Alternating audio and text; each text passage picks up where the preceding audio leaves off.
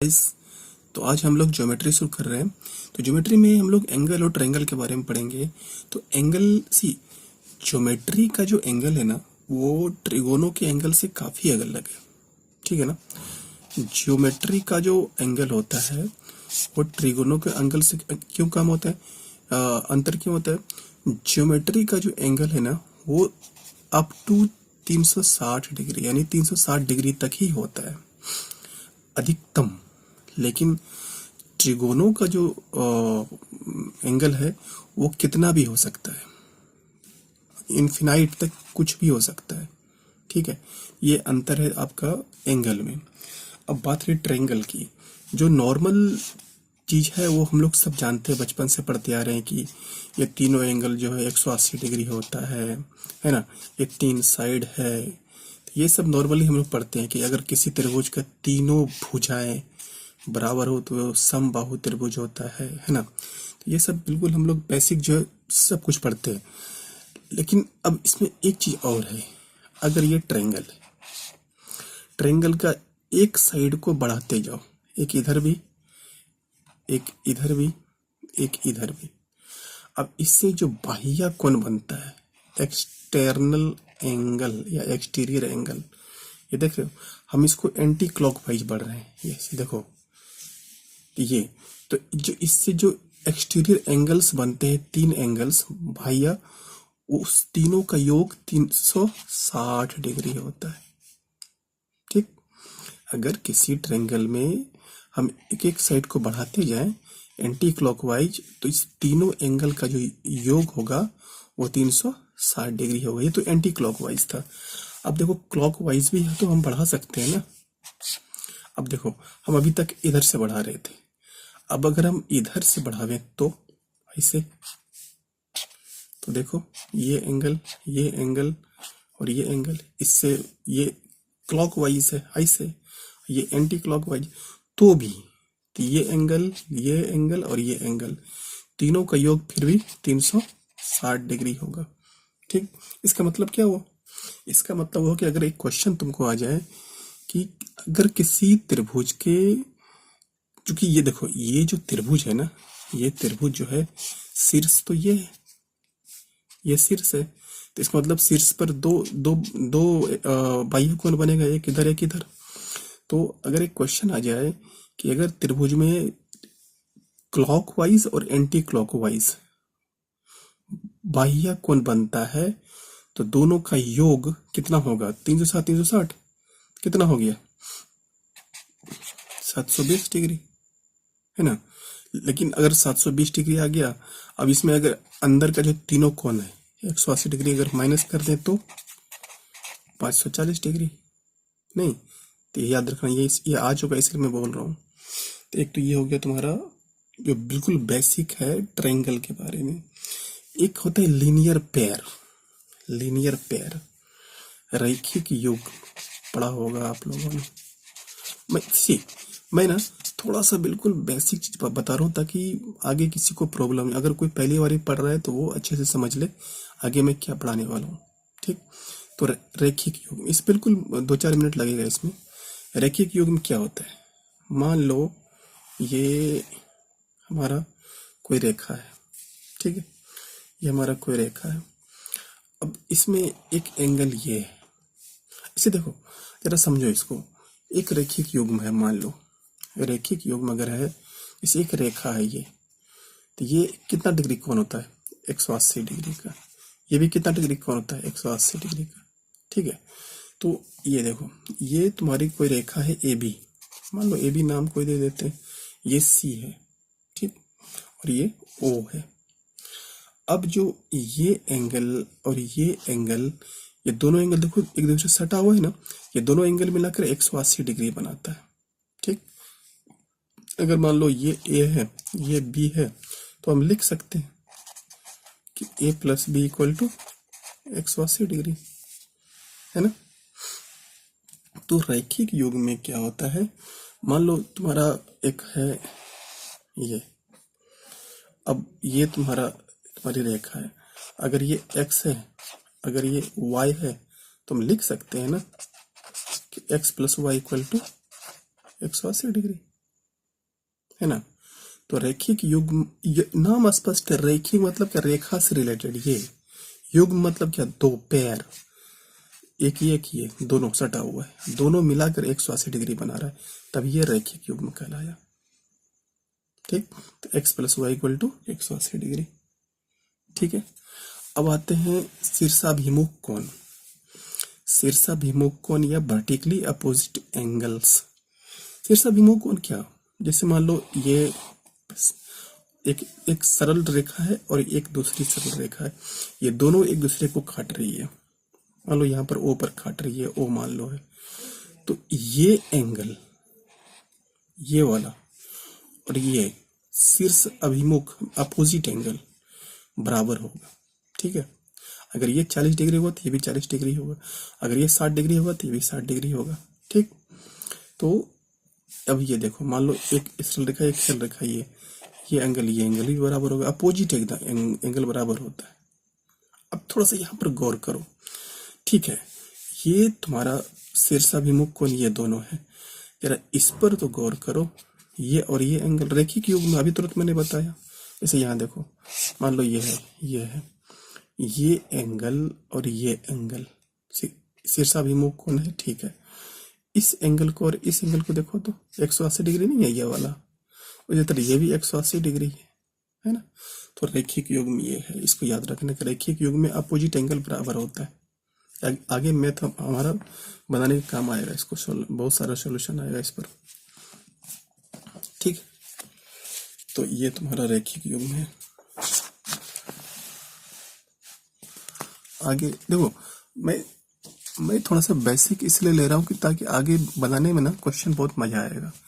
जब तक बेसिक नहीं आएगा तो फिर कोई फायदा नहीं, फिर आगे पढ़ने से क्या मतलब। जल्दी जल्दी अगर मैं बढ़ता जाऊंगा फिर पता चलेगा नहीं यार, फिर तो बेसिक आपका कुछ हुआ नहीं, तो फिर कोई फायदा नहीं होगा।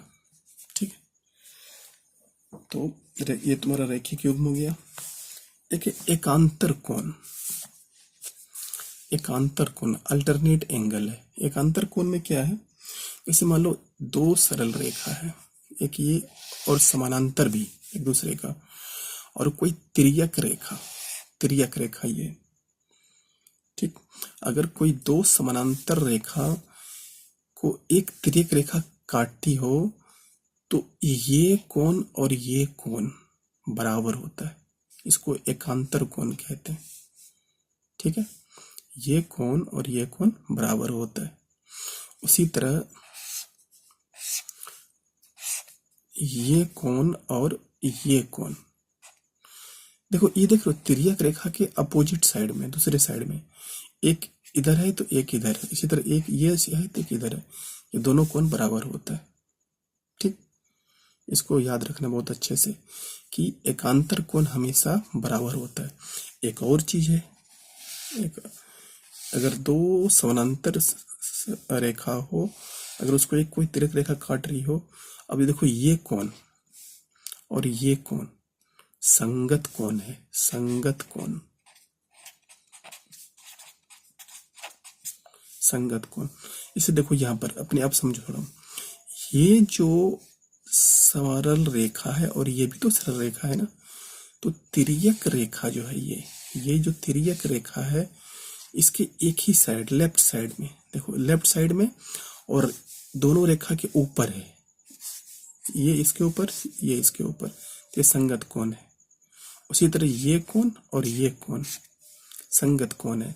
उसी तरह ये कोण और ये कोण संगत कोण है, ये और ये। उसी तरह ये कोण और ये कोण संगत कोण है। बात समझ में आ रहा है ना, मैं संगत कोण बता रहा हूँ, फिर से स्पष्ट देखना। देखो अब इसको ऐसे लेते हैं तो ये बात एक ही, इसको किधर से भी लो। मैंने बताया संगत कोण, इसे देखो ये तुम्हारी तिर्यक रेखा है, तिर्यक रेखा के एक ही तरफ होना चाहिए। एकांतर कोण बदले उल्टा होता है, एक दाएं होता है तो एक बाएं होता है। जैसे यहाँ पर तुम्हारा है, ये तिर्यक रेखा के दाएं है तो ये बाएं है एकांतर कोण, ये बाएं है तो ये दाएं है तो एकांतर कोण। ठीक, लेकिन संगत कोण जो होता है, कोरस्पॉन्डिंग एंगल, वो तिर्यक रेखा की एक ही ओर होता है, सेम साइड। जैसे ये कोण और ये कोण संगत कोण है, दोनों बराबर होता है। संगत कोण भी बराबर ही होता है एक दूसरे का, यानी कि ये अगर 60 है तो ये भी 60 होगा। उसी तरह ये कोण और ये कोण, देखो तिर्यक रेखा के बाएं साइड है ये, और दोनों समानांतर रेखा के नीचे है, ये वाला ये वाला। उसी तरह ये दोनों समांतर रेखा के ऊपर है, ठीक। तो संगत कोण भी बराबर होता है, तो ये कोण बराबर होगा। अगर ये 70 होगा तो ये भी 70 होगा, ये कोण भी बराबर होगा, ठीक। संगत कोण और भी है, ये कोण संगत कोण है, ये कोण संगत कोण एक दूसरे के भी बराबर होगा। तो एकांतर कोण एक दूसरे के बराबर और संगत कोण एक दूसरे के बराबर होता है। बात समझ में आ रही ना। एक और इम्पोर्टेंट चीज है इसमें से, अगर दो समानांतर रेखा हो और उसको कोई तिर्यक रेखा काट रही हो इस तरह करके, तो तिर्यक रेखा के एक ही ओर अंदर की ओर ये और ये, इसके अंदर ये और ये, इस दोनों का योग 180 डिग्री होता है। ये दोनों जो है 180 डिग्री मिलके बनाता है, ठीक है। सप्लीमेंट्री एंगल है ये, संपूरक कोण है दोनों मिल करके। उसी तरह ये और ये, थोड़ा समझो इसको मैं क्या बताना चाह रहा हूँ। अगर कोई दो समानांतर रेखा हो तो तिर्यक रेखा की एक ही ओर और अंदर में ये और ये, इसके अंदर, बाहर नहीं, ये और ये दोनों मिलाकर 180 डिग्री। उसी तरह ये और ये मिलाकर के 180 डिग्री, बराबर ना। तो इसको याद रखना। देखो दोनों तिर्यक रेखा की एक ही ओर है, ये और ये और ये, ठीक है। ये तो तुम्हारा हो गया एकांतर कोण, संगत कोण और संपूरक एंगल। बाह्य कोण पे आते हैं। बाह्य कोण का कंसेप्ट बड़ी अच्छा है और बहुत हेल्पफुल आगे है। बाह्य कोण मतलब क्या, मान लो एक ट्रायंगल है तुम्हारा, मान लो ये मैंने एक ट्रायंगल लिया, मान लो हमने लिया ABC। अब ये BC जो रेखा है ना, BC Rekha, C I hope कि आप लोग बिल्कुल बेसिक चीज लिखने के लिए तो जानते होंगे। BC मतलब क्या, B से शुरू करके C की ओर, ऐसे B से शुरू करके C की ओर। अगर मैं बोलूं AC तो A से शुरू करके C की ओर, है ना। AC और C, A में अंतर है कभी कभी, हमेशा तो नहीं लेकिन कभी कभी अंतर होता है, इसलिए इसको याद रखना, ठीक। तो ABC कोई तुम्हारी ट्रायंगल है, त्रिभुज है। BC रेखा को हम बढ़ाते हैं D तक, तो ये देखो एक बाह्य कोण बना, एक्सटीरियर एंगल, बाह्य कोण, ठीक है ना। ये जो बाह्य कोण बना ना, ये त्रिभुज के सुदूर अंतः कोण, ये कोण नहीं, इससे लगा हुआ कोण नहीं, इससे लगा हुआ कोण को छोड़कर जो बाकी दो कोण बचता है, ये और ये, A और B, थोड़ा ध्यान देना। बाह्य कोण जो है अपने सुदूर अंतः कोण ये और ये का बराबर होता है, यानी एंगल ACD इक्वल टू ये, यानी इक्वल टू इतना प्लस इतना, A प्लस B, यानी angle A plus angle B, यानी इसको याद रखना, ठीक है। कि किसी त्रिभुज में जो बाह्य कोण होता है अपने सुदूर अंतः कोण के योग के बराबर होता है, इस दोनों के योग के बराबर। यानी अगर मान लो ये 100 है, सपोज कुछ देर के लिए मान लो कि अगर ये 100 डिग्री है, ये 100 डिग्री है, अगर ये 60 होगा तो ये कितना होगा, तो 40 होगा। इस दोनों को मिला के इसके बराबर होना चाहिए ना। अगर ये 100 है तो अगर ये 40 है तो ये 60 होगा, दोनों को मिलाकर इसके बराबर होना चाहिए, नहीं। तो ये बहुत इंपॉर्टेंट है, इस पर क्वेश्चन आए हैं और बहुत सारे आते हैं, ठीक है। तो एक क्वेश्चन देखो जो तुम्हारे स्क्रीन पर है, तुम्हारे स्क्रीन पे जो क्वेश्चन है, तो एक त्रिभुज में जो एक भुजा BC को D तक बढ़ाया गया है, यदि ट्रायंगल ACD 114 डिग्री है। देखो यहाँ पर थोड़ा ध्यान दो, ये तुम्हारा त्रिभुज है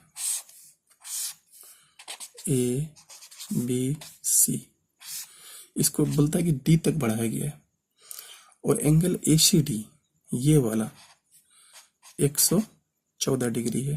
ठीक है, एंगल ए बी सी जो है बी ए सी का, ए बी सी यानी ये बी ए सी का, बी ए सी यानी ये इसका आधा है, यानी ये जो है इसका आधा है। तो मान लो ये x है, तो ये x/2 हो जाएगा ना, आधा नहीं होगा।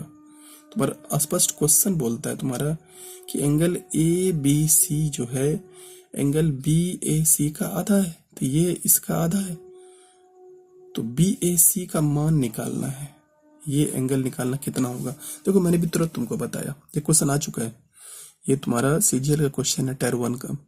तो ये अभी मैंने तुरंत तुमको बताया कि बाह्य कोण जो है ना, ये कोण इस दोनों के योग के बराबर होता है।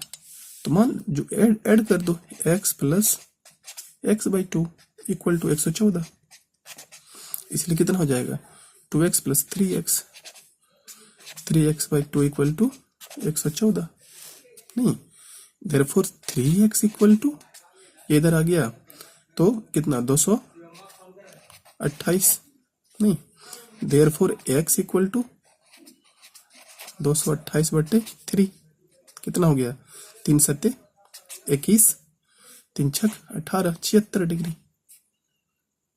ठीक है ना, तो ये 76 डिग्री हो गया x का वैल्यू। तो इस तरह के क्वेश्चंस आ चुके हैं तुम्हारे, तो इस तरह क्वेश्चन आते हैं, तो बाह्य कोण का कंसेप्ट थोड़ा सा इम्पोर्टेंट है। ठीक, तो बाह्य कोण पर आगे में अभी मैं तुरंत क्वेश्चन भी कराऊंगा बहुत सारा, अभी फिलहाल थोड़ा सा कंसेप्ट जान लेते हैं। कंसेप्ट जानने के बाद तो फिर कुछ भी बन सकता है ना, तो इसलिए पहले मैं पूरा कंसेप्ट क्लियर कराऊंगा, तभी मैं क्वेश्चन आगे बनाऊंगा। अभी थोड़ा सा कंसेप्ट करते हैं, उसके बाद बहुत सारा क्वेश्चन लेंगे। ठीक है बच्चे, तो ये हो गया तुम्हारा बाह्य कोण। अब आते हैं मीडियन पर। मीडियन बहुत इंपॉर्टेंट है, मीडियन से इतने सारे क्वेश्चंस आते हैं कि क्या बताएं तुम्हें, बहुत सारे कंसेप्ट है इसके मीडियन के, यानी माध्यिका जिसको बोलते हैं। माध्यिका सी, माध्यिका पढ़ते हैं। एक ट्रायंगल है, मान लो ट्रायंगल तुम्हारा एबीसी है, एबीसी तुम्हारा कोई ट्रायंगल है। अब देखो इस जो शीर्ष है ए, यहां से सामने वाले की भुजा के बीच में, यहां पर बीच में इसको अगर समद्विभाजित करे तो ये तुम्हारी माध्यिका है। अगर कोई भी रेखाखंड शीर्ष से सामने वाले भुजा को समद्विभाजित करे तो ये तुम्हारी एडी तुम्हारा क्या हो गया, माध्यिका हो गया। ठीक, बात समझ में आ रही। इसका मतलब क्या है, किसी त्रिभुज में 3 माध्यिका है, एक ये सामने वाले को विभाजित करेगा, एक ये और एक ये। ठीक ना, इसका मतलब किसी त्रिभुज में 3 माध्यिका होती है। ठीक, तो अब देखो ये जो तुम्हारी माध्यिका है, मान लो ये तुम्हारी त्रिभुज है ABC। अब अगर मैं मान लूं MNP, तो AM BN और CP ये तुम्हारी माध्यिका है। ठीक, और एक चीज इंपॉर्टेंट चीज है कि ये अगर कोई समबाहु त्रिभुज है जिसकी तीनों भुजा बराबर होती है, उसकी जो माध्यिका होती है ना, वो सामने वाले को तो 2 बराबर भाग में बांटती है भुजा को, लेकिन एकदम 90 डिग्री पे काटती है। इसको याद रखना, एकदम 90 डिग्री पे। कौन, समबाहु त्रिभुज की बात कर रहा हूं मैं।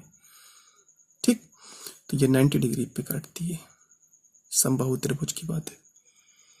तो माध्यिका, इसका मतलब क्या हुआ, इस क्वेश्चन से सॉरी इससे मतलब कि अगर ये त्रिभुज तुम्हारा है ABC और ये सामने वाली भुजा को बराबर अगर समद्विभाजित अगर कर रही है, इसका मतलब क्या हो कि BD इक्वल टू CD या DC,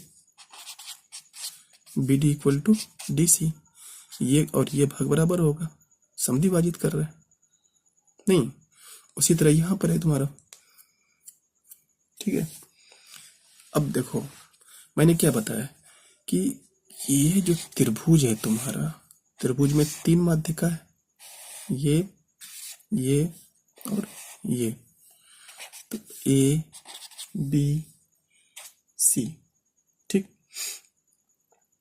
अब जो तुम्हारा ए बी सी है, हम ये मैंने क्या बोला, एम और क्या मान लें, एन और पी। तो ये जो पॉइंट है तुम्हारा ओ, ये भाग यानी तीनों की माध्यिका जिस बिंदु पर मिलते हैं उसको क्या कहते हैं, केंद्रक कहते हैं। केंद्रक, सेंट्रॉइड, इसको याद रखना। मैं तुम्हें ये बहुत इंपॉर्टेंट कंसेप्ट बता रहा हूं, इस पर बहुत सारे क्वेश्चंस आते हैं। तो जिस बिंदु पर केंद्रक मिलते हैं, सॉरी माध्यिका मिलती है, उसको केंद्रक कहते हैं, सेंट्रॉइड कहते हैं। अब सवाल उठता है कि इसका प्रॉपर्टी क्या है, क्या गुण है। तो गुण बहुत इंपॉर्टेंट है। गुण क्या है, देखो,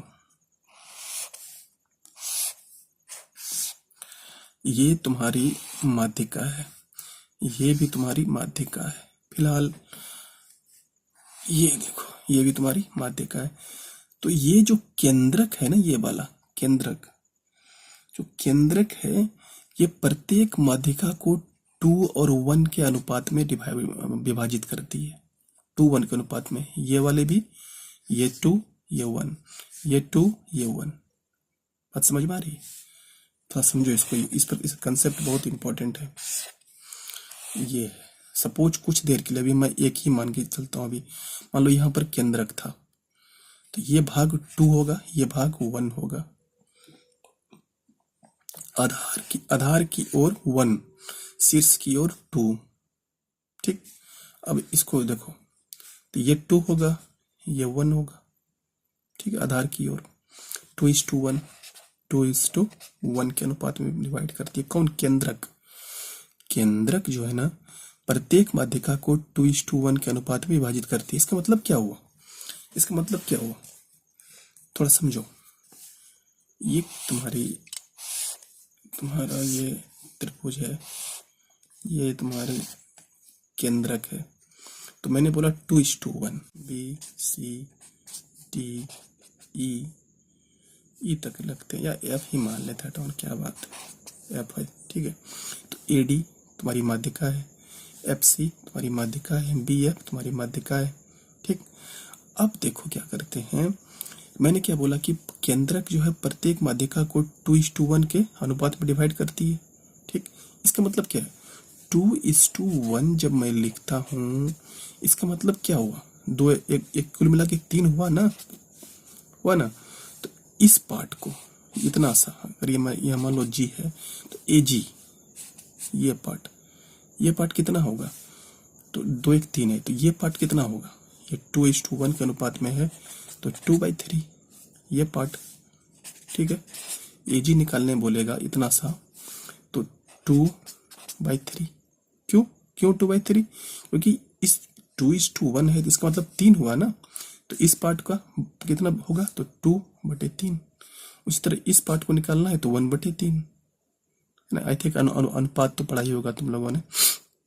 अगर ये पूरा का पूरा इस माध्यिका का अगर मुझे लंबाई अगर पता है, तो हम इतना सा ए जी निकाल सकते हैं, जी डी निकाल सकते हैं, है ना। मान लो कि ए डी है तुम्हारा, मान लो एक क्वेश्चन है तुम्हारा कि ए डी दिया हुआ है 24 सेंटीमीटर, तो तुमको ए जी निकालना है। ए जी बराबर क्या निकालना है, इतना सा, ये वाला, तो ये तो 2 वाला है पार्ट है, तो 2/3। और किससे, टोटल कितना है तुम्हारा 24, 3×8 = 24, 16 सेंटीमीटर आंसर, ठीक है। तो अगर पूरी माध्यिका अगर दी हुई है, तो हम ये पार्ट निकाल सकते हैं गुना करके 2/3 और 1/3, ठीक है ना। ये 2/3 और 1/3 कंसेप्ट याद रखना, ये बहुत इंपॉर्टेंट है। क्योंकि देखो यार, बेसिक चीज है ना, तो सारा कुछ इंपॉर्टेंट ही मिलेगा तुमको, ठीक।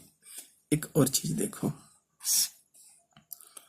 ये है एक त्रिभुज, इसको एक फार्मूला की तरह याद रखना, एक थ्योरम की तरह। एबीसी है, ठीक। ये तुम्हारी माध्यिका है, डी है, ए डी तुम्हारी माध्यिका है। ठीक, एक एक थ्योरम की तरह है कि किसी भी त्रिभुज में दो भुजाओं का योग यानी ए बी और ए सी, ए बी प्लस ए सी, दो भुजाओं का योग सामने वाले माध्यिकाओं की भुजाओं का या इसका माध्यिकाओं का योग का बड़ा होता है। A B plus A C greater than 2AD। किसी त्रिभुज में दो भुजाओं का योग माध्यिका के दोगुना से बड़ा होता है, माध्यिका के दोगुना से बड़ा होता है। ठीक, ओके। एक चीज और देखो, एक समकोण त्रिभुज का जो प्रॉपर्टी है बहुत इंपॉर्टेंट, बहुत बार क्वेश्चन इस पर आ चुका है। समकोण त्रिभुज पर, ये तुम्हारा समकोण त्रिभुज है, ओके, नो डाउट समकोण त्रिभुज है। समकोण त्रिभुज में ये जो कर्ण है, कर्ण, इसका जो मिड पॉइंट है, मध्य बिंदु मान लो ये है। ठीक, मध्य बिंदु ये है, यहां से मैंने लंब डाला, थोड़ा समझना, इस पर क्वेश्चन बहुत ज्यादा आया है। ये समकोण त्रिभुज के लिए ही सिर्फ लागू होता है कि अगर ये कोई समकोण राइट एंगल है and if you draw a perpendicular on this hypotenuse, मान लो ए बी सी और ये डी है, तो बी डी, इस पर मैंने लंब डाला। ठीक है, ऐसे भी ये तो समद्विभाजित था ना ये, और यानी कि A D equal to D C, A D equal to D C तो पहले से था ही। मैंने तो बोला कि ये मिड पॉइंट है कर्ण का, मैंने पहले ही बोला कि मिड पॉइंट बोला ना मैंने, तो इसका मतलब है कि A D equal to D C, वो तो वहां तक ठीक है। लेकिन अगर हम यहाँ से ये जो तुम्हारा समकोण त्रिभुज था, समकोण एंगल, सॉरी यहाँ 90 डिग्री, यहां से अगर मैंने इस पर लंब डाल दिया तो इसकी जितनी लंबाई है उसकी लंबाई इतनी होती है, ये वाला भी बी डी बी। ठीक है, जितनी इसकी लंबाई उतनी ये, यानी ये भी जो है इसके बराबर होगा, या ये भी जो है इसके बराबर होगा, यानी तीनों एक दूसरे बराबर हो गया, यानी A D equal to D C equal to B D. इसको याद रखना, इस पर क्वेश्चन बहुत आए हैं कि अगर किसी समकोण त्रिभुज में कर्ण का मिड पॉइंट पर यहां से लंब डाला जाए मिड पॉइंट पर, तो ये वाली ये जो लंब डाले हैं ये इसके बराबर होता है, इसके भी बराबर होता है। यानी हमको हम इसको ऐसे भी कह सकते हैं कि अगर किसी समकोण त्रिभुज में एक कर्ण के मिड पॉइंट पर यहां से लंब डाला जाए तो ये जो लंब है कर्ण का आधा होता है, कर्ण का आधा होता है। तो ये इसके बराबर, इसके बराबर, ये तीनों एक दूसरे के बराबर होता है। ठीक, आई होप कि समझ में आ रहा है आप लोग को, बहुत अच्छा कंसेप्ट है ये।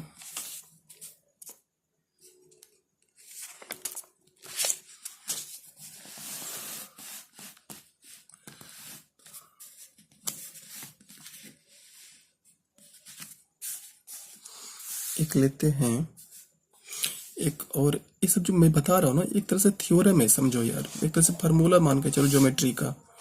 ठीक है, मान लो तुम्हारा ए बी सी है, मैंने क्या बताया, मैंने बताया कि ये माध्यिका है। माध्यिका मतलब क्या, सामने की भुजा को बराबर बांटना। मान लो ये डी है तो B D equal to D C, बराबर बांट रहा है, समद्विभाजित कर रहा है। अब ये मान लो बी ई है तो यहाँ भी ई सी इक्वल टू ए ई, अब ये भी तुम्हारा, ठीक है, तो डी ई ये मान लो एफ है।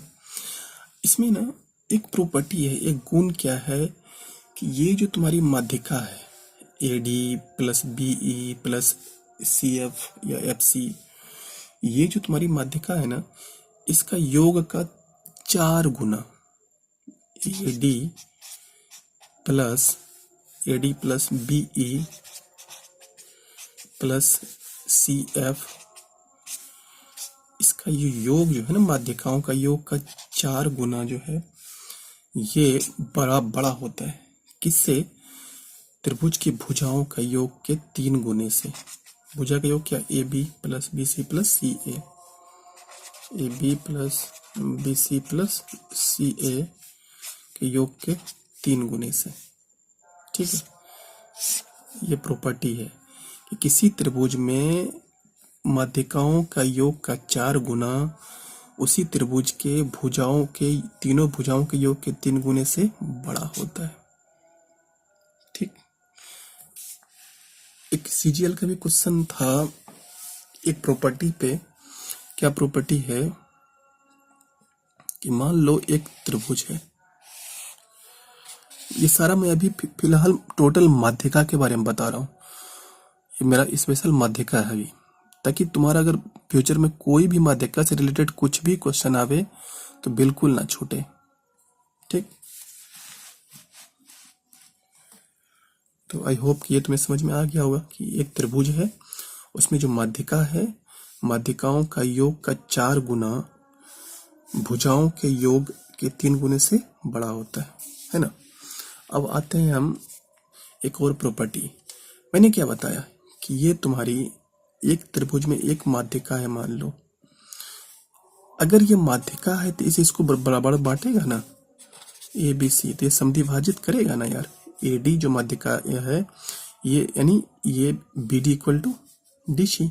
ठीक है, लेकिन अगर वो माध्यिका सामने वाला जो शीर्ष है उसको समद्विभाजित करे, ये देखो यहाँ पर समद्विभाजित करे, ये माध्यिका तो सामने वाली भुजा को समद्विभाजित कर ही रहा है, लेकिन अगर सामने के कोण को भी समद्विभाजित करे तो वो समद्विबाहु त्रिभुज होता है। समद्विबाहु, ठीक, समद्विबाहु त्रिभुज होता है वो। थोड़ा समझना, एक सिर्फ ये कंडीशन लागू कब होता है? जब सिर्फ कोई एक माध्यिका हो, सिर्फ एक माध्यिका, एक माध्यिका। अगर किसी त्रिभुज में एक माध्यिका शीर्ष को समद्विभाजित करे, देखो माध्यिका का मतलब ये है कि सामने वाली भुजा को समद्विभाजित करना। इसको हम स्पेशली लिखे या नहीं लिखे इससे कोई मतलब नहीं है। अगर हम बोल दिए माध्यिका, इसका मतलब है कि ये दोनों समद्विभाजित है। अभी बात यहाँ पर है कि अगर किसी त्रिभुज की एक माध्यिका, ओनली वन, सिर्फ वन, अगर किसी त्रिभुज की एक माध्यिका सामने वाले शीर्ष को भी समद्विभाजित करती है तो वह त्रिभुज कौन सा होगा? समद्विबाहु त्रिभुज होगा। ठीक, लेकिन लेकिन लेकिन लेकिन थोड़ा समझो, अगर कोई त्रिभुज है, अगर इस त्रिभुज में 2 माध्यिका, ये ए बी, ये डी, ये ई, 2 माध्यिका, अभी तक यहाँ एक था, अभी अगर 2 माध्यिका सामने वाले शीर्ष को समद्विभाजित करे तो ये समबाहु त्रिभुज होगा तब। ठीक है, समबाहु त्रिभुज। अगर किसी त्रिभुज की 2 माध्यिका सामने वाले शीर्ष को समद्विभाजित करे, अगर ये 30 डिग्री तो ये भी 30 डिग्री, अगर ये 60 डिग्री तो ये भी 60 डिग्री, है ना। इस तरह यहाँ पर था सिर्फ एक माध्यिका थी, यहाँ पर 2 माध्यिका है। अगर वो सामने वाले शीर्ष को भी समद्विभाजित, एंगल को भी समद्विभाजित कर रहा है, भुजा को तो समद्विभाजित कर ही रहा है ना। माध्यिका का मतलब क्या है कि सामने की भुजा को समद्विभाजित करना, ये, लेकिन यहाँ पर एंगल को भी समद्विभाजित कर। अगर 2 माध्यिका हो, कंडीशन यहाँ 2 का है, तो वो समबाहु त्रिभुज होता है। समबाहु त्रिभुज, इक्विलैटरल ट्रायंगल। ओके, तो ये 2 प्रॉपर्टी है यहाँ पर। समद्विबाहु कब? जब सिर्फ एक माध्यिका हो, शीर्ष को समद्विभाजित कर रहा हो। और समबाहु कब? जब 2 माध्यिका इस तरह के कंडीशन में हो कि सामने वाले शीर्ष को भी समद्विभाजित करे। सामने वाली भुजा को तो समद्विभाजित करता ही है, वो तो माध्यिका का मतलब ही फिर वही हुआ। ये तो अंडरस्टूड है, बोलने की जरूरत नहीं है फिर कि हाँ भाई माध्यिका है तो सामने वाली भुजा को समद्विभाजित करेगा, वो तो करेगा ही करेगा यार, क्योंकि माध्यिका है वो। माध्यिका का मतलब ही होता है कि सामने वाली भुजा को समद्विभाजित करना। लेकिन यहाँ तो इसके अलावा एक एक्स्ट्रा कंडीशन है कि शीर्ष को भी समद्विभाजित कर रहा है। अगर कोई 2 माध्यिका इस तरह का प्रॉपर्टी रखती है तो वो समबाहु त्रिभुज है। अगर कोई एक माध्यिका इस तरह की प्रॉपर्टी रखती है तो वो समद्विबाहु त्रिभुज है। ठीक, एक और चीज देखो, एक एंगल लेते हैं,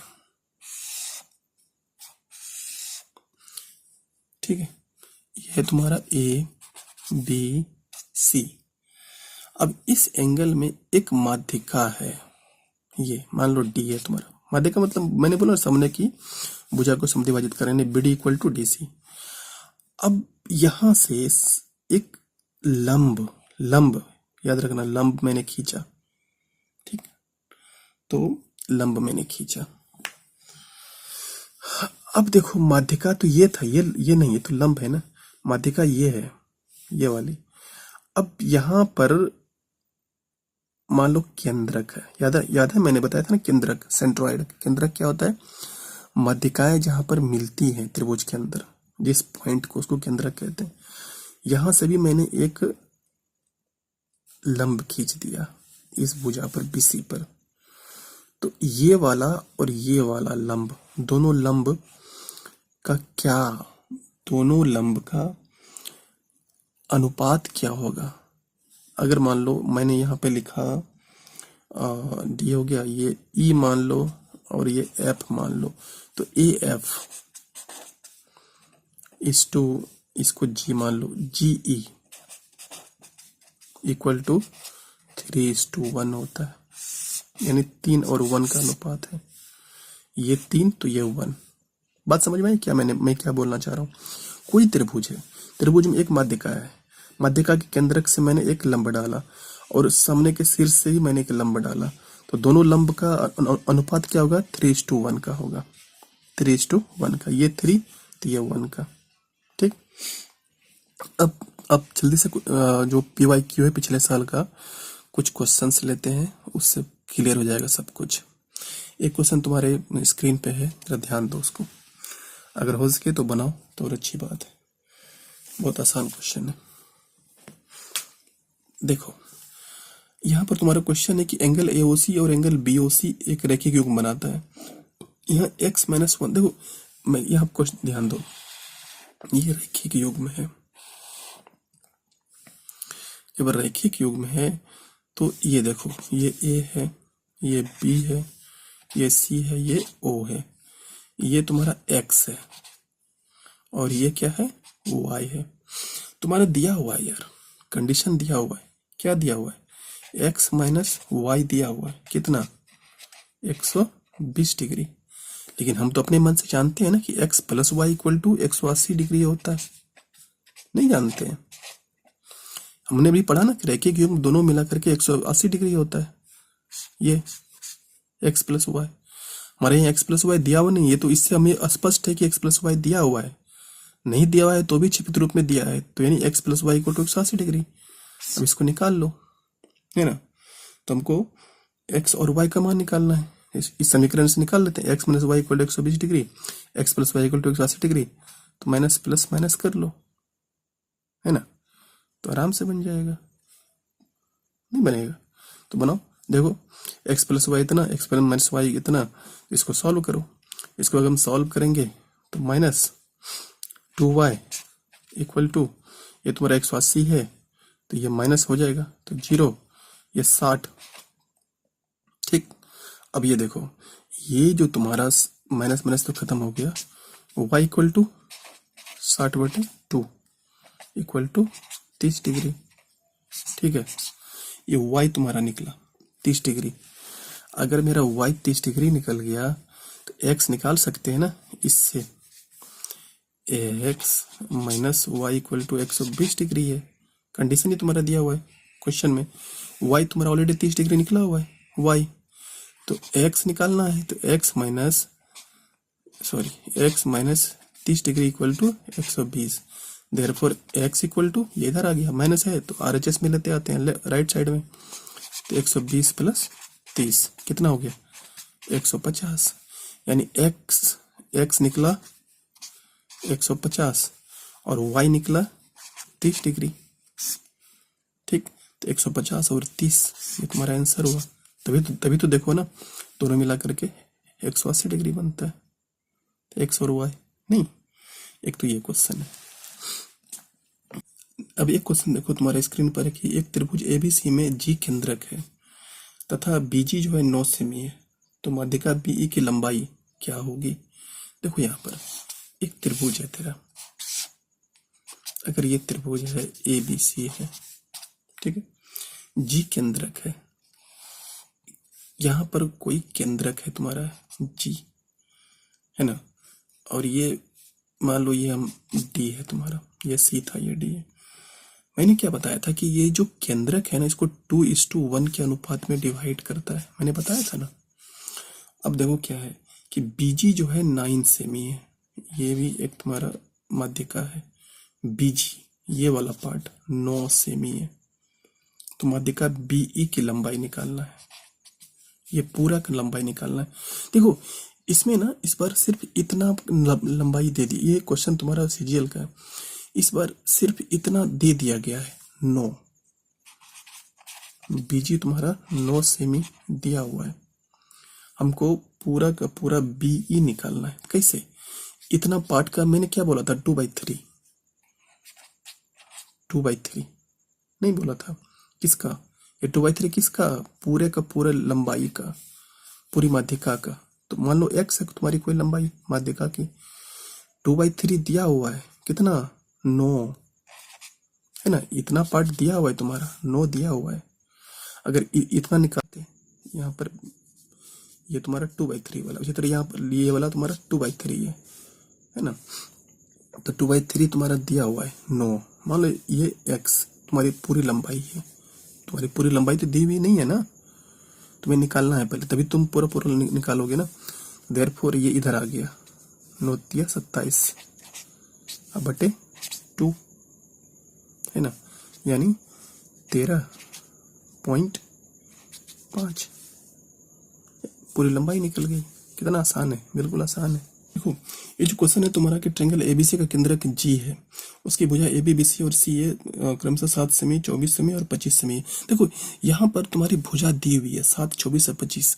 जैसे ही ये लिखा हुआ है ना कि 7, 24, 25, तुरंत मेरा दिमाग क्लिक करना चाहिए कि यार 7, 24, 25 मेरा ट्रिपलेट है, और ट्रिपलेट किस में होता है, समकोण त्रिभुज में होता है, इसलिए हम समकोण त्रिभुज बनाएंगे। ठीक, समकोण त्रिभुज। तो जब समकोण त्रिभुज बनाएंगे तो ए बी और सी दिया हुआ है, ए बी तुम्हारा दिया हुआ है 7, बी सी तुम्हारा दिया हुआ है 24 और ये दिया है तुम्हारा 25 ए सी। बीजी का मान क्या होगा, बीजी मतलब क्या यार, ये तुम्हारा केंद्रक है, केंद्रक है ये देखो ये, तो ये जी है, बीजी ये निकालना है तुमको। तो जब तक तुम पूरा पूरा नहीं जानते हो तो कैसे तुमको पता चलेगा क्या है नहीं। बीजी ये पार्ट निकालने के लिए पूरा का पूरा माध्यिका तुम्हें जानकारी होनी चाहिए ना। मैंने अभी कुछ देर पहले एक प्रॉपर्टी बताया था कि अगर कोई समकोण त्रिभुज हो और यहाँ से समकोण से अगर इस पर लंब डाला जाए तो ये और ये तीनों बराबर होता है, बोला था ना। ये तो माध्यिका है, ध्यान दो, ये समकोण त्रिभुज ये माध्यिका है, ये तो बराबर बांटेगा ही बांटेगा, तो 12.5 12.5 हो गया। अगर ये 25 है तो ये पार्ट और ये पार्ट, अगर मान लो ये हमने यहाँ पे लिख दिया आर लिख दिया, तो ए आर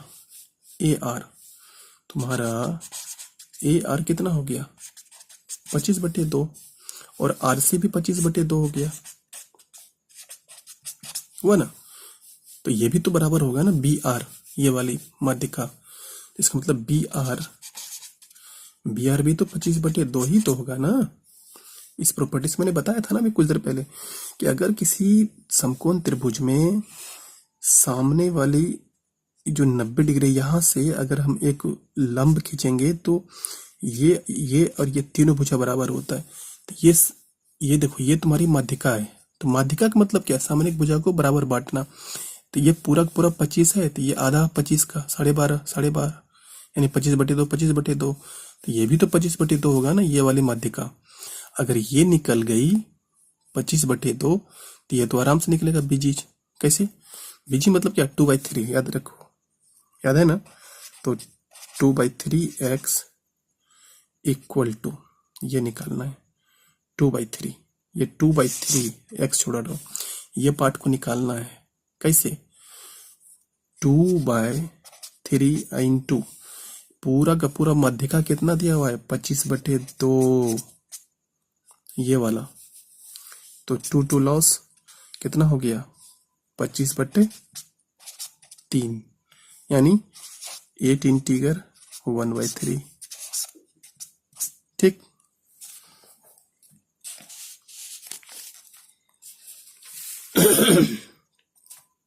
नेक्स्ट क्वेश्चन लेते हैं। देखो, एक समबाहु त्रिभुज पी क्यू आर का केंद्र एल है, ये सारे पी वाई क्यू हैं। एक समबाहु त्रिभुज दे दिया गया, इस बार स्पष्ट है कि तुम्हारा समबाहु त्रिभुज है, पी क्यू आर है, इसका केंद्रक एल है।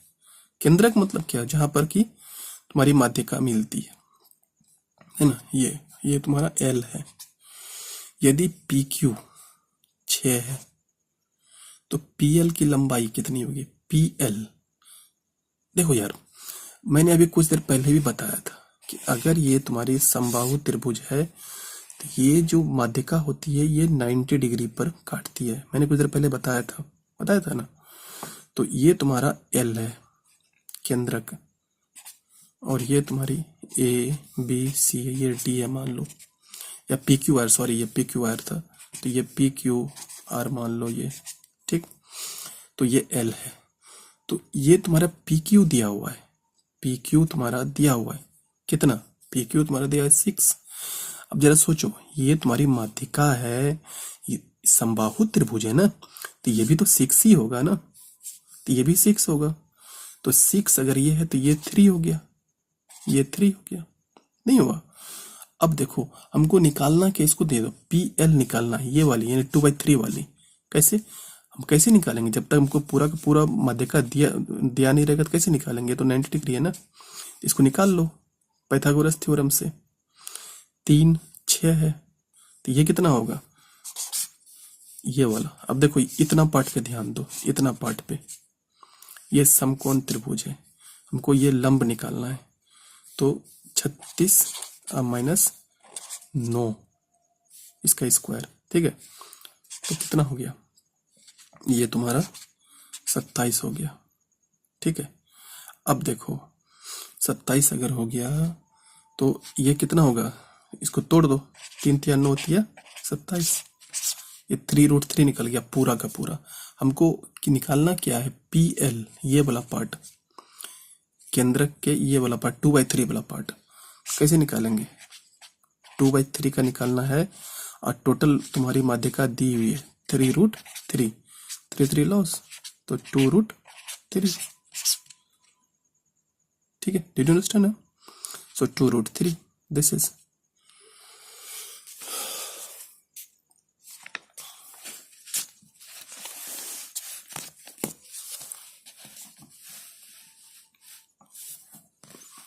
नेक्स्ट लेते हैं एक क्वेश्चन और, देखो इंपॉर्टेंट है। ट्रायंगल एबीसी में एंगल बी समकोण है और भुजा एसी पर डी मध्य बिंदु है। समकोण है यानी ये समकोण त्रिभुज, हम तो समकोण त्रिभुज लेते हैं। ये तुम्हारी कोई समकोण त्रिभुज है। ट्रायंगल एबीसी में बी समकोण है, तो ये बी होगा, तो ये ए होगा, ये सी होगा। भुजा एसी पर डी मध्य बिंदु है, डी जो है मध्य बिंदु, याद करो मध्य बिंदु है ये, इसका मतलब ये और ये बराबर होगा, समद्विभाजित। डी मध्य बिंदु है। यदि ए बी 6 सेमी है, ये 6 सेमी है, बीसी 8 है, ठीक है, तो बीडी की लंबाई, ये माध्यिका की लंबाई निकालना है, ये वाला। कैसे? अरे देखो ना यार, ऐसे भी सोचो ना, 6 है, ये 8 है, तो ये कितना होगा? इसका 6 है तो ये कितना, इसका आधा कर दो इस दोनों को, ये 3, इसका आधा करो 4, 3 4 5 पर मेरा ट्रिपलेट नहीं है, सबको दोगुना कर दिया गया है और कुछ नहीं है इसमें। ये देखो 3 4 5 ट्रिपलेट है, तो 6 8, तो ये पूरा पूरा 10 हो जाएगा, पूरा का पूरा नहीं होगा, तो ये 10 हो गया। चलो ठीक है, अगर 10 पूरा का पूरा है, तुम्हारा क्वेश्चन स्पष्ट बोलता है कि डी मध्य बिंदु है इसका, एसी का, तो ये 5, तो ये भी तो 5 ना, नहीं होगा। अगर ये 5 तो ये भी 5, तो ये भी 5। याद करो, मैंने बताया था अभी तुरंत, समकोण त्रिभुज माध्य का जो है ये बराबर होता है इसका इसका। 5 ये भी हो गया। तुमको निकालना क्या है, बी डी, तो निकल गया 5। इसको कुछ नहीं करना आगे, ये क्वेश्चन आ चुका है तुम्हारा। अब देखो नेक्स्ट क्वेश्चन है तुम्हारा, ट्रायंगल एबीसी में जी और एडी क्रमशः केंद्रक और मध्य रेखा है। मध्य रेखा मतलब क्या, मध्य माध्यिका है। तो एजी और एडी का अनुपात क्या है ट्रायंगल एबीसी में। ये कोई ट्रायंगल है, एबीसी है तुम्हारी, ठीक। जी और एडी क्रमशः केंद्रक और मध्य रेखा है। एडी, जी, ये तुम्हारी जी है, ठीक। ये केंद्रक है और ये तुम्हारी मध्य रेखा यानी कि माध्यिका है एडी, ये वाली एडी। तो एजी ये वाला पार्ट और एडी पूरा का अनुपात क्या होगा। देखो ये अपने कुछ वैल्यू तुम्हारा दिया हुआ नहीं है। देखो हम जानते हैं कि ये जो तुम्हारी माध्यिका है, तो एजी कितना होता है 2/3, नहीं होता है। और ये पूरा का पूरा, अब ये वाला कितना होता है जीडी 2:1, तो 1/3 नहीं होता, ये वाला 1/3। तो एजी जो है ये वाला पार्ट और एडी पूरा का अनुपात कितना होगा। देखो ये पूरा का पूरा को 1 मान के चलते हैं ना, या फिर x मान के चलो ना यार, बात एक ही, छोड़ो हटाओ। तो ये एजी कितना 2/3x और पूरा का पूरा कितना है x, तो ये इधर चला गया 2x:3x लॉस, तो 2:3 है ना। ये तो अपने आप है, पूरा का पूरा स्पष्ट है कि ये तुम्हारा 2/3 है, तो ये 1/3 है। तो ऐसे भी करके देखो इसको, अगर नहीं समझ में आ रहा है तो ये 2/3 बोला है, ये 1/3 है, तो पूरा कितना हो जाएगा 2/3 प्लस 1/3, तो 3/3 यानी 1 ना। तो ये 1 ये 1 हो गया तुम्हारा, और ये 2/3। आप कर सकते हो, तुम्हारी मर्जी है ना। नेक्स्ट है, एक त्रिभुज पी क्यू आर में P Q equal to P R और एंगल क्यू जो है एंगल पी से दोगुना है। तो एंगल क्यू किसके बराबर है। एक त्रिभुज पी क्यू आर में, सॉरी नहीं दिख रहा था, देखो ये तुम्हारा पी क्यू आर है, पी क्यू आर है तुम्हारा। P Q equal to P R, P Q जो है ये पी आर, यानी ये समद्विबाहु त्रिभुज है। ये देख रहे हो, स्पष्ट हमको क्वेश्चन ही बोलता है कि P Q equal to P R. Angle Q ये वाला एंगल पी से दोगुना है। देखो समद्विबाहु त्रिभुज में बराबर जो भुजा है इसके सामने का एंगल भी तो बराबर होगा ना। अगर ये तुम्हारा 20 होगा तो ये भी तो 20 होगा ना, क्योंकि इसके सामने का कोण ये, इसके सामने का कोण ये। तो ये दिया हुआ है, इसका मतलब ये भी दिया हुआ अपने आप में, लेकिन बोलता है कि ये जो है इसका दुगुना है, ठीक है। तो ये अगर इसका दुगुना है तो तुम्हारा क्वेश्चन क्या है, देखो कि ये इसका दुगुना है, एंगल पी से दुगुना है। तो अगर ये इसका दुगुना है तो इसको x मान लो, p को, एंगल p को x मानते तो एंगल q कितना हो जाएगा 2x। तो एंगल r भी तो 2x ही होगा ना, क्योंकि ये देखो ये समबाहु त्रिभुज, समद्विबाहु त्रिभुज है, एंगल r भी तो 2x ही होगा, ये दोनों एंगल बराबर होगा। तो अब देखो ये तीनों एंगल तुम्हारा निकल गया, ये प्लस ये प्लस ये, तो 180 नहीं होगा, x plus 2x plus 2x equal to 180। तो 2 4 1 5, 5x equal to 180। Therefore x equal to 180/5 है ना, 5 × 15, ठीक है। तो 15 हो गया, और 30 5 6 30 36। अब तुमको निकालना क्या है, तो एंगल Q किसके बराबर है, ये जो है इसका दुगुना है, ये तो 36x निकला, किसका P का। हमको निकालना एंगल Q का 2x, यानी 36 दूना 72, 72 डिग्री। ठीक। नेक्स्ट क्वेश्चन देखो, एक त्रिभुज, यदि किसी त्रिभुज की भुजा BC को D बिंदु तक बढ़ाया जाता है और अगर उसका एंगल ACD 112 डिग्री है। देखो ये मैंने बताया था ना अभी जस्ट कि ये तुम्हारा जो है बाह्य कोण टाइप का क्वेश्चन है, बाह्य कोण से रिलेटेड। A B C और D तक बढ़ाया जाता है तो ये कोण तुम्हारा 112 डिग्री है। और बोलता है कि एंगल B जो है ना, ये दोनों सुदूर अंतः कोण है। तो सुदूर अंतः कोण मतलब क्या, ये प्लस ये इक्वल टू ये 112, यानी A plus B equal to 112, A plus B equal to 112 degree. नहीं, बाह्य कोण के अनुसार यही होता है ना कि बाह्य कोण सुदूर अंतः कोणों के योग के बराबर होता है। ठीक है, यहाँ तक ठीक है। एंगल B जो है, एंगल A का, एंगल A का 3/4 है।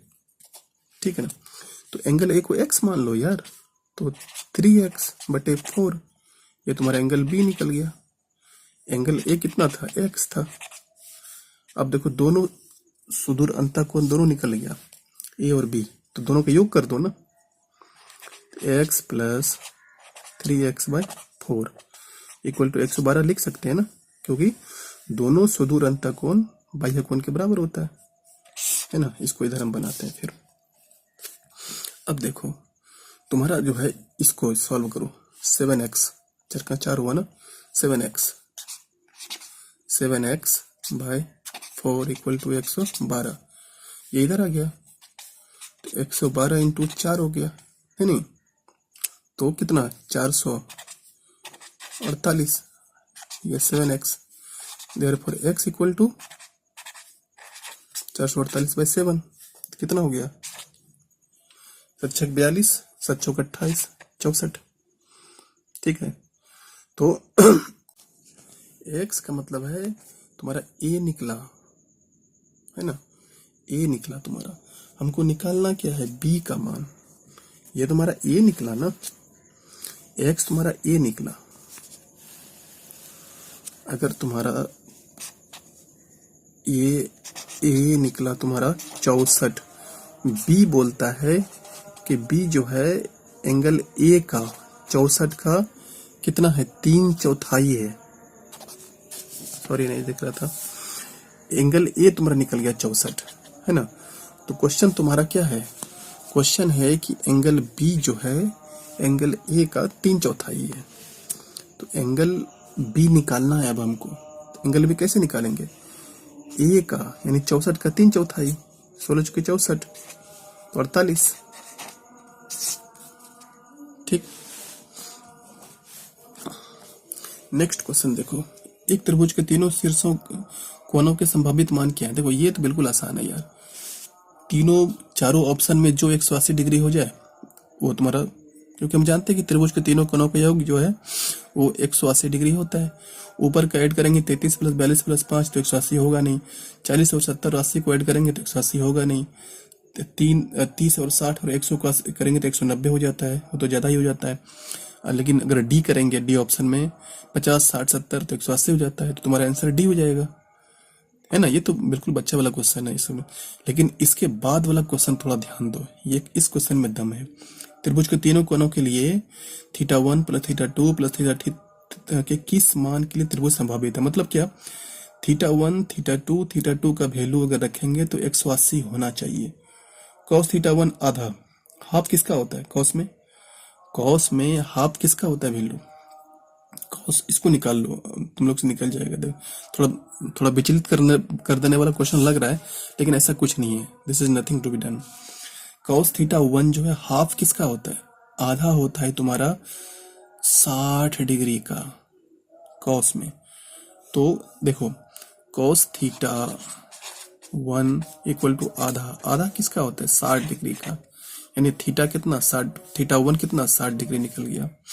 और θ2 तुम्हारा cos θ2 दिया हुआ है, ये 1 किसका है, 1 किस में होता है, 0 डिग्री में, तो ये तो होगा नहीं। cos θ3 इक्वल टू 0, ये किसका होता है, 90 का, यानी θ1 60 है, θ2 0 है और θ3 क्या 90 है। 90 और 60 को ऐड करेंगे तो 180 पूर जाएगा क्या? नहीं, इसलिए ये ऑप्शन नहीं होगा। उसी तरह साइन करोगे, साइन हाफ कितना? 45। फिर कॉस 1 कितना है? कॉस 1 किसका होता है? 90 का। थीटा 1 सॉरी साइन थीटा 1 का। और साइन थीटा 3 कितना है? हाफ। हाफ किसका होता है? 30 डिग्री में साइन का। तो ये भी नहीं होगा तुम्हारा।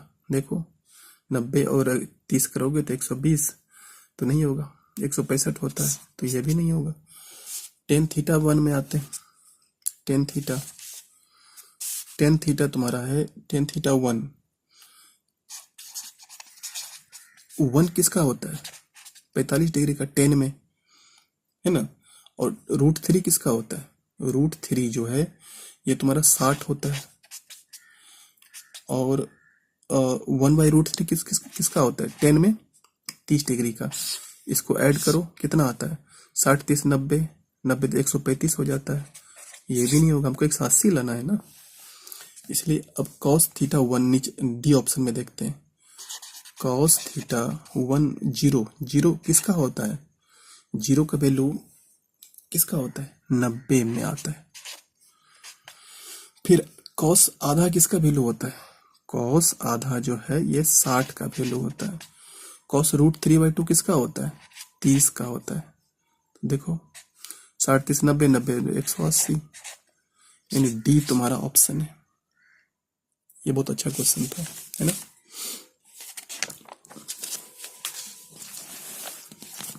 क्वेश्चन आसान था, लेकिन वही है कि बस थोड़ा समझ में आ जाना चाहिए, नहीं। ओके, नेक्स्ट क्वेश्चन लेते हैं। बीडी और सीई त्रिभुज एबीसी की माध्यिका है। यदि ईओ 7 से भी, तो यहाँ पर तुम्हारा दे दिया गया है, ये तुम्हारा स्पष्ट दिया हुआ है। देखो ए बी सी दिया हुआ है, बीडी माध्यिका है, और ये जो तुम्हारा ईसी दिया हुआ है ना। ईओ तुम्हारा दे दिया गया है 7। याद रखो 2/3 और 1/3 के रूप में माध्यिका है ना। तो सीई की लंबाई कितनी है? सीई ये पूरे की पूरी माध्यिका की लंबाई निकालनी है मुझे। ये तुम्हारा इस पार्ट का वैल्यू दिया हुआ है, 1/3 वाला पार्ट का, 2/3 का नहीं। हमारा 1/3 का दिया हुआ है ना, कोई बात नहीं। इस पूरे वैल्यू का, इसको सीई को x मान लेते हैं, ठीक। तो इस माध्यिका की वैल्यू x है। तुम्हारा 1/3 वैल्यू दिया हुआ है, कितना? 7 दिया हुआ है ना। देयरफॉर x इक्वल टू 7 या 21, है ना। कितना आसान तो था।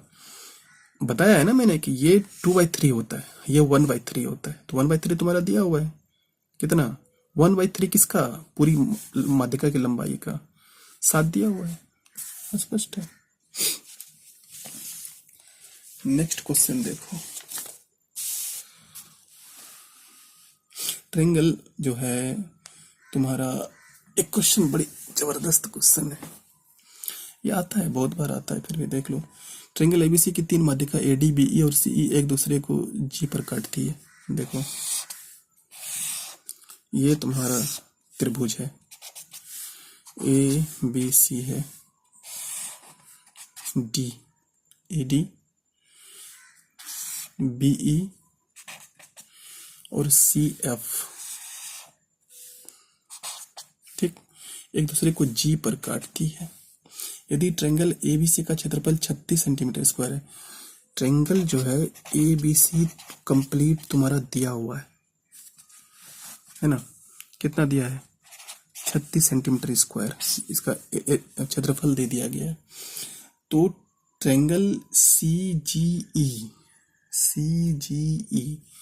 ये वाला पार्ट सीजीई, इसका पार्ट निकालना है। सीजीई कैसे निकालेंगे? देखो यार, मैंने माध्यिका जो है ना, माध्यिका किसी त्रिभुज को 2 बराबर क्षेत्रफल में बांटता है। माध्यिका जो है किसी त्रिभुज को एक माध्यिका दो बराबर क्षेत्रफल में बांटती है, त्रिभुज को, ठीक। उसी तरह ये वाली माध्यिका इस पार्ट को और इस पार्ट को बराबर क्षेत्रफल में बांटेगी। उसी तरह ये वाली जो माध्यिका है इस पार्ट को और इस पार्ट को बराबर बांटेगी। थोड़ा समझो इसको। ये लो तुम्हारा ट्रायंगल है, अगर ये माध्यिका है, अगर ये 14 होगा तो ये भी 14 होगा क्षेत्रफल, ठीक। उसी तरह अगर ये तुम्हारा ट्रायंगल है, अगर ये 14 होगा तो ये भी 14 होगा, ठीक। तो कोई भी माध्यिका किसी भी त्रिभुज को दो बराबर भागों में बांटती है। तो 3 माध्यिका यहाँ पर है तुम्हारा, तीनों बराबर बराबर भागों में बांट रहा है। तो टोटल तो कितना तुम्हारा सेक्टर बनता है, 1 2 3 4 5 6 टोटल का सबका क्षेत्रफल बराबर होगा, ठीक।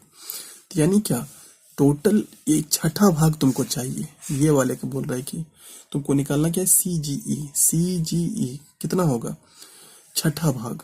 सबका क्षेत्रफल तो बराबर है, तो CGE कितना होगा तुम्हारा, ये छठा भाग है किसका, पूरे के एरिया का छठा भाग। तो पूरा का एरिया तुम्हारा दिया हुआ है कितना, 36, और इसका छठा भाग तो 6। उसी तरह अगर तुमको बोलता कि BGD तो वही होगा छठा भाग।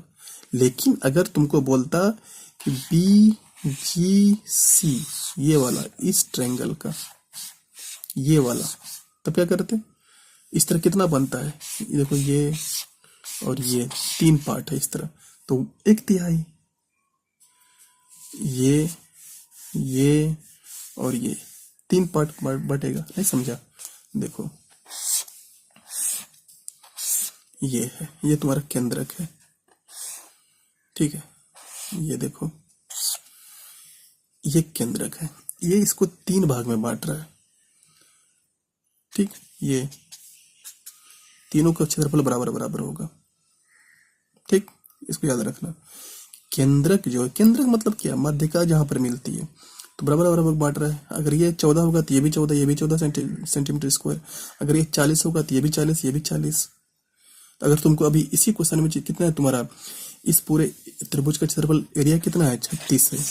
अगर तुमको बोलता, देखो ABC ये तुम्हारा G है, तुमको बोलता कि ट्रायंगल BGC का क्षेत्रफल, ट्रायंगल BGC का क्षेत्रफल ये वाला, तब क्या करते हैं हम, ये पूरे एरिया का 1/3 है ना ये, तो पूरा एरिया का 1/3 तो 12 हो जाता है आंसर मेरा। नहीं, उसी तरह ये भी 12 हो जाता है, ये भी 12 हो जाएगा इस क्वेश्चन के अनुसार, ठीक। तो नेक्स्ट वीडियो में हम आएंगे ट्रायंगल को ही लेकर के। काफी देखो यार, मेरी आदत है कि मैं कुछ भी तुम्हें पढ़ाऊंगा तो काफी एक्सटेंसिव कॉम्प्रिहेंसिव पढ़ाऊंगा, काफी डिटेल में, ताकि तुम्हें अच्छे से समझ में आए। पहले कंसेप्ट तो समझ में आवे ना, कंसेप्ट अगर समझ में आ गया तो फिर तो आगे तुम्हारा सब कुछ सॉल्व होगा, है ना। आधा अधूरा पढ़ने से कोई फायदा नहीं, जो भी जब भी पढ़ो तो पूरा डिटेल में पढ़ो। और जल्दीबाजी में पढ़ने से भी कोई फायदा नहीं है। जल्दीबाजी में पढ़कर कहाँ जाओगे, कुंभ जाओगे, कोई फायदा नहीं तुम्हारा, है ना। तो आराम से पढ़ो, लेकिन सब कुछ पढ़ो और पूरा डिटेल से पढ़ो। That will be much better for your life, then you will be able to do something in your life, otherwise you will be failed. So do you understand what I'm trying to say? तो next video में जो आएंगे वो भी triangle से ही होगा, लेकिन और भी क्वेश्चन ज्यादा लेंगे इसमें। बाय।